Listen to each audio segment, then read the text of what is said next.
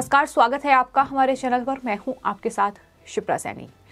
सरकार जहां देश में किसानों के मुद्दे पर बेहद गंभीर नजर आ रही है, कृषि कानूनों को निरस्त कर दिया गया है, लेकिन कांग्रेस नेता राहुल गांधी संसद में अभी भी किसानों के मुद्दे पर कॉमेडी कर रहे हैं। जी हां, राहुल गांधी आज लोकसभा में बोले। मंशा थी कि किसानों के मुद्दे पर सरकार को घेरा जाए और इसी मंशा के साथ वो लोकसभा में बोलने के लिए खड़े हुए, लेकिन राहुल गांधी ने जो कुछ भी कहा वो खुद अब हंसी का पात्र बन चुके हैं। राहुल गांधी की ये स्पीच अब वायरल हो रही है, जिसमें राहुल गांधी ने सरकार को घेरने की कोशिश की, कृषि मंत्री को घेरने की कोशिश की कि जो किसानों की मौत इस पूरे आंदोलन के चलते हुई है, 700 किसानों का जिक्र राहुल गांधी की ओर से किया गया, उन्हें मुआवजा दिया जाए, उन्हें नौकरी दी जाए।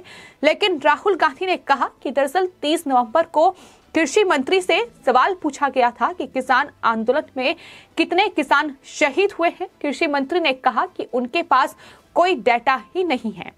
राहुल गांधी ने कहा कि हमने डाटा निकाला है, पंजाब की सरकार ने तकरीबन 400 किसानों को 5 लाख रुपए का मुआवजा दिया है और उनमें से 152 किसानों को रोजगार दिया गया है। अब सवाल ये है कि आखिर कौन से मृत किसानों को राहुल गांधी रोजगार दे रहे हैं? क्या मरने वालों को राहुल गांधी ने रोजगार दिया है? राहुल गांधी की ओर से कहीं भी इस बात का जिक्र अपनी स्पीच में नहीं किया गया कि उन्होंने जो किसान मारे गए हैं उनके परिवार को मुआवजा दिया है, उनके परिवार के सदस्यों को नौकरी दी है। तो राहुल गांधी आखिर संसद में ये किस तरीके की कॉमेडी कर रहे हैं? हालांकि उनकी तरफ से ये पहला ऐसा कोई बयान नहीं है, बल्कि जब जब राहुल गांधी ने भाषण दिया है, जब जब संसद में स्पीच दी है, तो राहुल गांधी की ये कॉमेडी देखने को मिली है। और एक बार फिर किसानों का मुद्दा जो कि बेहद गंभीर है, जाहिर तौर पर देश हित में प्रधानमंत्री ने ये फैसला ले लिया कि कृषि कानूनों को रद्द किया जा रहा है, लेकिन विपक्ष और ये आंदोलनजीवी जो इस आंदोलन की आड़ में अपना एजेंडा चला रहे हैं, उसकी अब राहुल गांधी ने एक बार फिर पोल खोल कर रख दी है। राहुल गांधी ये दावा कर रहे हैं कि 700 किसानों की मौत इस आंदोलन में हुई है और 400 किसानों की लिस्ट पंजाब से उनके पास है जिनकी मौत हुई है।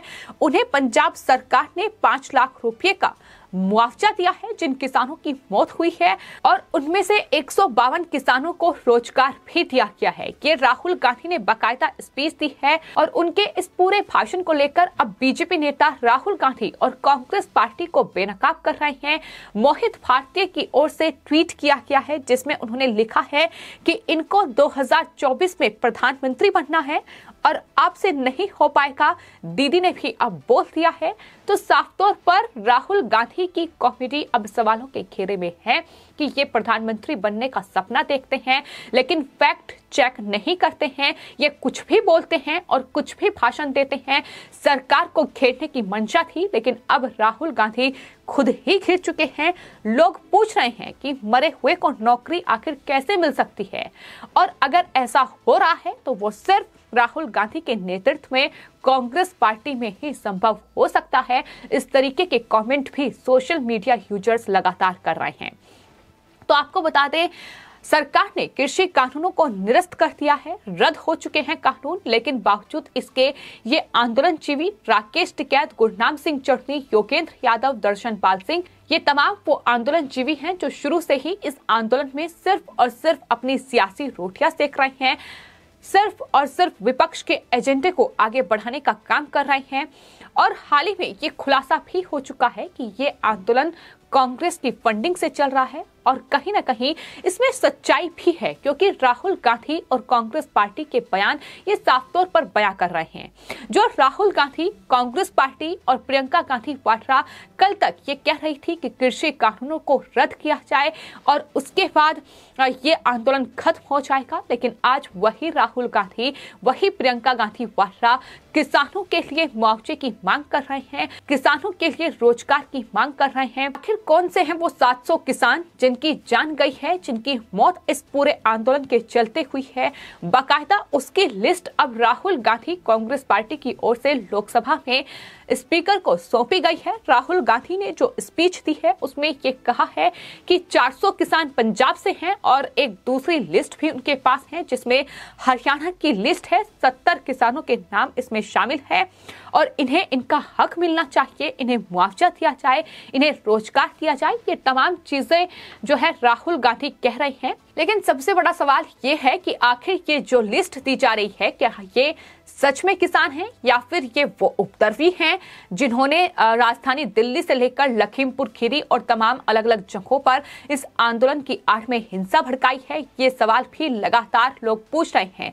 देश की जनता अब राहुल गांधी से ये सवाल कर रही है कि आखिर राहुल गांधी जिन्हें शहीद बता रहे हैं, उन आंदोलन जीवियों को जिन्होंने देश का लाखों करोड़ों रुपए का नुकसान किया है, जिन्होंने देश का अपमान किया है, जिन्होंने संसद पर हमला किया है, उन्हें अगर राहुल गांधी शहीद बता रहे हैं तो जाहिर तौर पर ये देश के जवान जो देश के लिए जिन्होंने बलिदान दिया है, जिन्होंने देश के लिए अपनी कुर्बानी दी है, उन शहीदों का अपमान सीधे तौर पर राहुल गांधी कर रहे हैं।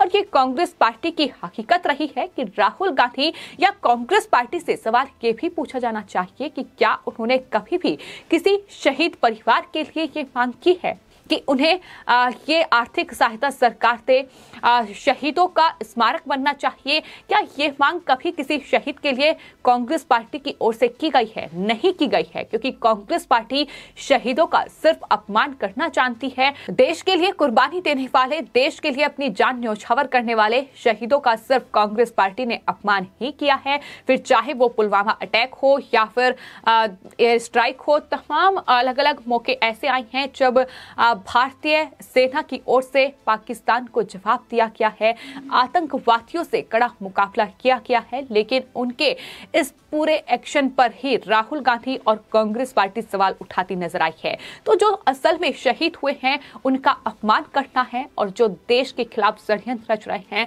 जो देश को कमजोर कर रहे हैं, जो देश को बदनाम कर रहे हैं, उन तमाम लोगों को कांग्रेस पार्टी और ये तमाम आंदोलनजीवी शहीद करार देते हैं। अब जिन 700 लोगों का जिक्र बार बार किया जा रहा है, सरकार पर दबाव बनाया जा रहा है कि इन्हें मुआवजा दिया जाए, इनके परिवार को नौकरी दी जाए। लेकिन सवाल यहाँ ये भी है कि क्या कांग्रेस पार्टी ने 1 साल इस आंदोलन को पूरा हो चुका है, अभी तक कभी भी ये सवाल किया कि इतने लोगों की जान गई है, इन्हें मुआवजा दिया जाए?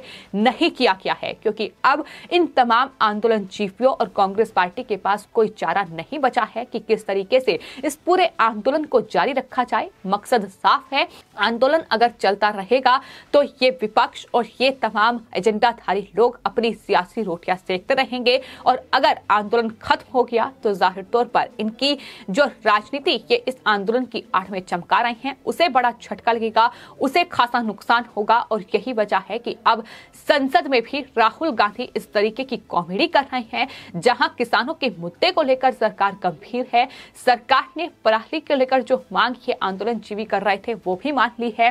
कृषि कानूनों को रद्द कर दिया गया है। एमएसपी पर इन्हें कानून चाहिए, सरकार एमएसपी पर कानून नहीं बन सकता है, ये दो टूक कह चुकी है। ये संभव ही नहीं है क्योंकि सरकार के पास उतना स्टॉक रखने के लिए गोदाम ही नहीं है, यानी तैयारियां उसके लिए होनी चाहिए और सरकार तभी ये फैसला ले सकती है। इसके अलावा जहां तक बात ये मृतक किसानों के मुआवजे की है तो सरकार ये कह चुकी है कि उनके पास ऐसा कोई रिकॉर्ड नहीं है कि वो आर्थिक सहायता दी जाए। और जो मुकदमे वापस लेने की बात की जा रही है उस पर सरकार ये कह चुकी है कि राज्य सरकारों का ये मसला है, तो ऐसे में राज्य सरकार ही इस बात का आकलन करेगी कि जहां तक मुकदमे वापस लेने की बात है तो केंद्र सरकार ये दो टूक कह चुकी है कि ये राज्य सरकार का मामला है। राज्य सरकारें ही ये तय करेगी कि कौन से मुकदमे वापस लेने चाहिए और कौन से मुकदमे नहीं लेने चाहिए। तमाम अलग अलग राज्य सरकारें इसको लेकर भी लगातार बातचीत जो है वो संयुक्त किसान मोर्चा के नेताओं से कर रही है। तो तमाम चीजों पर कार्य चल रहा है, सरकार तमाम मामलों को लेकर गंभीर नजर आ रही है, लेकिन कांग्रेस पार्टी और ये तमाम एजेंडाधारी लोग अभी भी सिर्फ और सिर्फ किसानों के मुद्दे पर कॉमेडी कर रहे हैं। किसानों को बदनाम कर रहे हैं, किसानों को अपने फायदे के लिए इस्तेमाल किया जा रहा है। यही तमाम चीजें इस पूरे आंदोलन की आड़ में हो रही हैं। तो फिलहाल कांग्रेस पार्टी जो लगातार सरकार को इस पूरे मुद्दे पर घेर रही है, दबाव बनाने की कोशिश कर रही है, अब राहुल गांधी ने सदन के पटल पर वो लिस्ट रख दी है कि सरकार को हम लिस्ट दे रहे हैं और इन्हें इनका हक मिलना चाहिए, इन्हें मुआवजा दिया जाए, इन्हें रोजगार दिया जाए। लेकिन सरकार की ओर से उसके बाद कोई जवाब कांग्रेस पार्टी को नहीं दिया गया, जिसका मतलब ये हुआ कि राहुल गांधी और कांग्रेस पार्टी ने सदन से वॉकआउट कर लिया। तो ये लगातार नौटंकी है, ये ड्रामा है जो कांग्रेस पार्टी ने हर बार सदन में दिखाया है। हर एक मुद्दे को लेकर हमने पिछली बार देखा कि किस तरीके से पेगासस के मुद्दे पर राहुल गांधी और तमाम विपक्षी दलों ने जमकर हंगामा संसद में किया था, संसद का अपमान उनकी तरफ से किया गया। और अब एक बार फिर किसानों के मुद्दे पर सरकार पर दबाव बनाने की कोशिश की जा रही है। वहीं ये आंदोलनजीवी अब ये कह रहे हैं कि जो भी विधेयक सरकार लाएगी हम उसका विरोध करेंगे।